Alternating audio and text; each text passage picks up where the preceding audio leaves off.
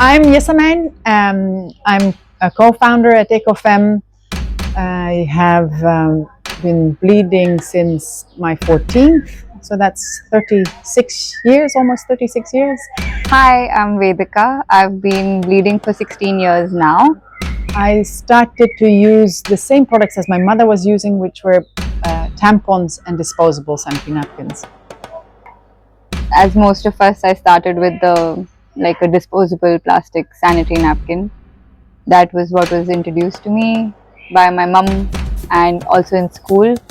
So use that for until for years, I think, and it's only been 7 years now that I switched to a sustainable menstrual product. I can't recall very much about the first years of bleeding, and I do remember that there was sort of shame around it, like you really did not want to be seen with blood on your pants, or but I didn't feel very connected to the cycle that I had, and later in my early 20s, I went through a phase of really intense periods where I couldn't walk and I would crawl, and I think in hindsight that was a period that I'm just sort of intrigued that I didn't question that I thought that was just normal, and I just took painkillers and went ahead with my days. And after that, my periods became more less painful, and since my work with EcoFemme, I have learned through others to become more aware of my cycle and my moods during that cycle, and actually also learning that I'm actually a heavy bleeder, and become sort of I always thought I was a sort of a normal bleeder, and somehow been sort of comforting to know that, just to sort of say, okay, then I have to sort of also manage it with that sort of mindset, and I think I've become really sort of much more comfortable now with when I'm leaking through or when I've got blood on my clothes, and I don't mind. It's like, all right, it's fine. Yeah. So I think I've always had a very neutral to positive relationship with it. Getting my first period was also a very fun and comfortable experience. There was nothing that made me feel scared or nervous about it, maybe because I had a lot of information surrounding it, but also the support system around me was really great. So there was no nervousness of any sort. So I think I've just carried that forward. But obviously, growing up and growing older, it did get difficult in parts and places. But yeah, figured out ways to make it work, I guess. I am a happier person now that I've switched to a reusable, sustainable product.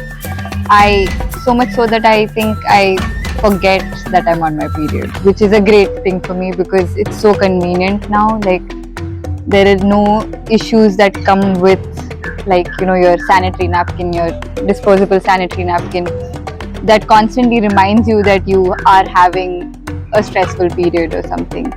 Now I've literally forgotten that I'm on my period. So Right. yeah. So I switched from disposable pads to the menstrual cup, and it has made like a world of difference to me. It's super convenient to use for me, and I am a very athletic person, so for that just like aids the lifestyle, I guess.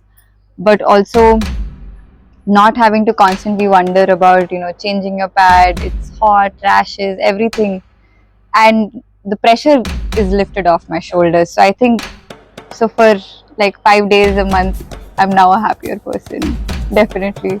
I made the switch when it was in 97. I was about to go to Cuba for field work, and I knew that there I wouldn't have access to any products. And my mother had always been making cloth pads with other women during my childhood in Indonesia.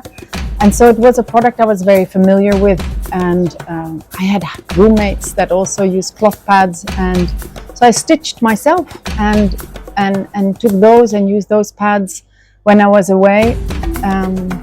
Strangely enough, when I came back, I just switched back to what I was using before, and which was a much more sort of tampons, and I didn't give it much thought. It was just sort of like, okay, I used my cloth pads when I was in Cuba, and when I came back, I went back to my old sort of Dutch routine.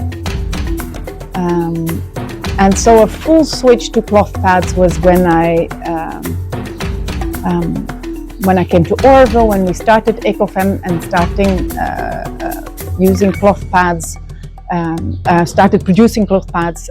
That's when I made a full switch. The process of setting up our social enterprise, we got to really learn about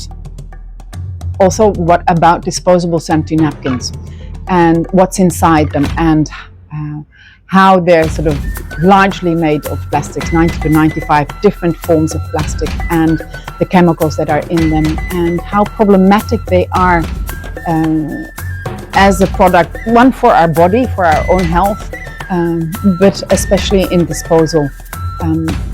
Having such a sort of long cycle, 500 to 800 years to decompose and just into small plastic pieces.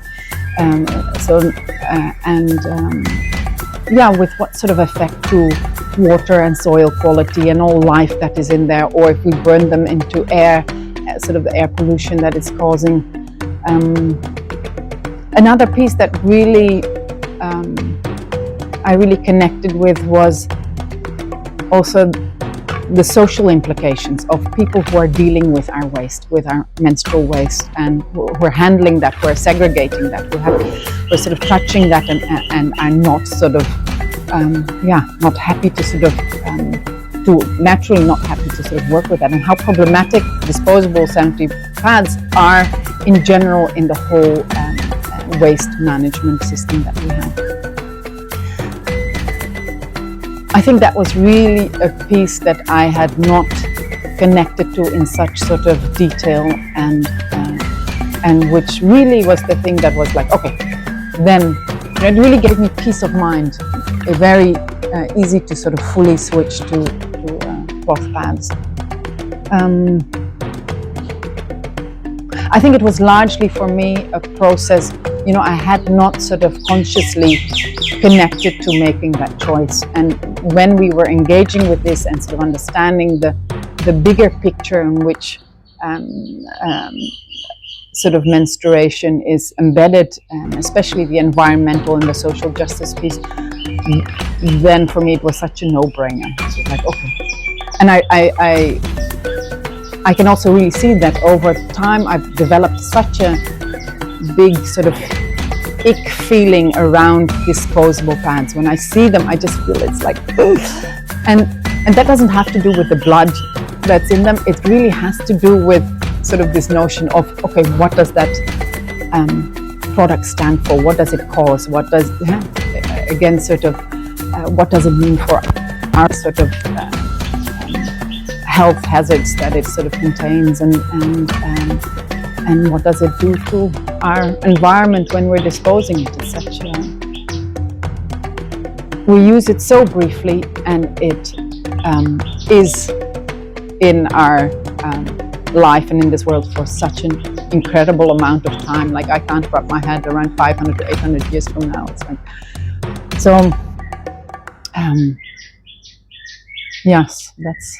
So I was in my third year of university when I think the heat really got to me, but also classwork was so stressful, and it was just like a lot going on, that on top of everything I just wanted an easier period, honestly, and I wanted something that I didn't have to like constantly worry about.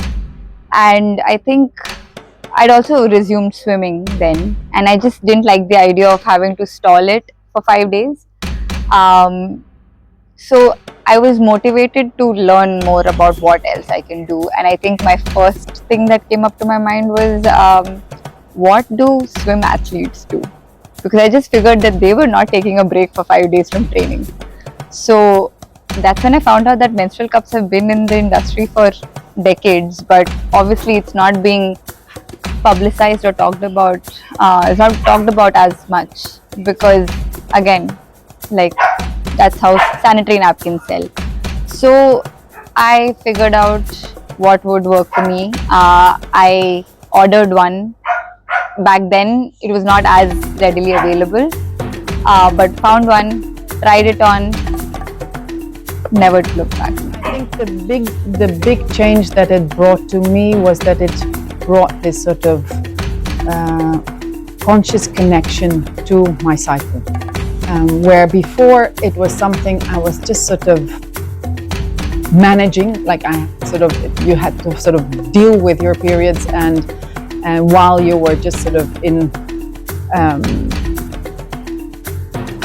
sort of your treadmill of study and work, and I think the cloth pads have and the awareness around, I think, just in general menstrual products and awareness around our cycles have really helped me to connect to that. It's something that I generally find difficult to do. It often takes me time to really sort of check in with what's my body telling me, where, how am I feeling? My mind is somewhere else. But all this sort of work together, including using the products, has really sort of brought my focus to that, and I'm very sort of grateful for it, because I've learned a lot about myself, about seeing how I actually feel different throughout my period, and acknowledging that already sort of helps so much in just sort of walking through life. I think even just sharing also where you're at in your cycle can be tremendously helpful, but just in order to feel better understood, feel more supported, feel okay with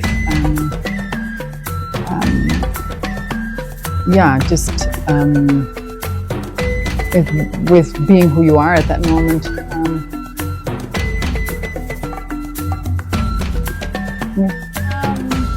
I think what has also happened is that using the cup has eased my cramps a lot. There is some physics behind it, I suppose, but it's really helped with the cramps. So when you're not dealing with menstrual cramps, I think that's instantly like a positive impact on you. So that's also been there. But yeah, I think the first thing being that residing in South India, where you're always in hot and humid climates, not having to worry about period rash is one of the biggest things that like changed the game for me. When I switched to the cup as well, I was back in uni and it was really, really hot where I was, and to get something like the cup where you don't have to think about it once you start using it was the best thing that happened to me. I mean, I'm at that point where I'm also introducing the cup as the first menstrual product to my nieces, and so that they never have to experience sanitary napkins at all, I guess. So I absolutely know, but I have had to, because there have been times when I've forgotten to carry my cup and I've gotten like periods unexpectedly or something like that. And I think the last time I used it was also the worst setting possible, because I was traveling and I was on the road for 16 hours, and I had to use a disposable sanitary napkin, and it was absolutely hell for me, because you really can't go back to it. But when you had to, no, it was really bad. Oh no. No, it's really something. I was sharing with you that I have this very strong physical reaction to seeing disposable pads. I do not like them. I I really also would have a practical problem in saying, if I would use it, what do I do with it? Where do I put it? I can't put it in a bin for somebody else to handle with. I can't flush it through a toilet because it's going to sit there and clog. I cannot dig it in. It's going to be there for 500, 800 years. Burning, if you've ever tried burning a disposable pad, it's incredible. It's horrendous. So just thinking about sort of really taking responsibility for the life of that product after you've used it, it's way too much for me. It's like, no way, under sort of no circumstance. I don't need also, there's no need to go back. I'm really happy using cloth pads.